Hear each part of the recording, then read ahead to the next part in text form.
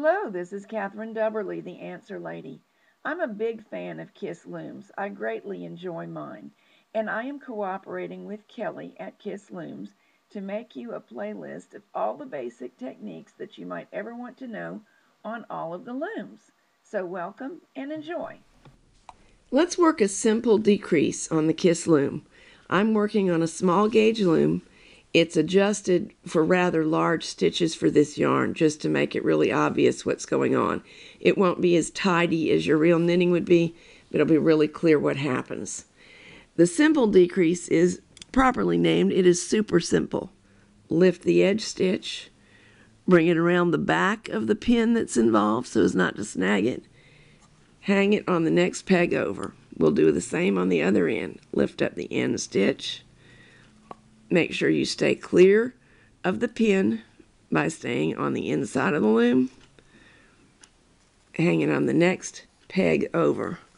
Then we will knit this row normally, and it will be 2 stitches narrower than it previously was. While I knit, let me tell you about some of the effects of decreasing like this.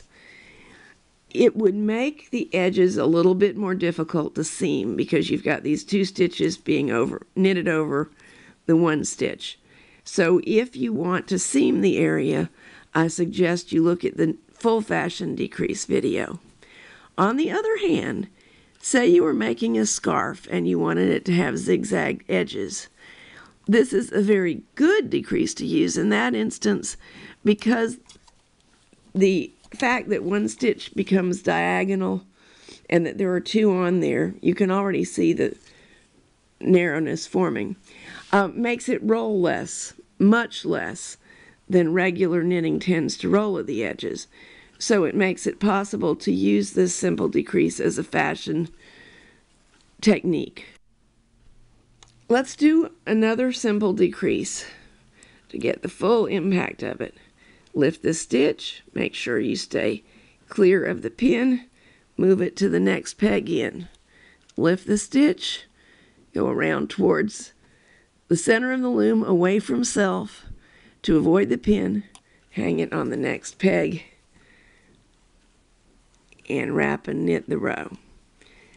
I'm going to knit down a couple of rows so that you can see what the effect is, and I'll join you when I've done so. Here's our decreased edge.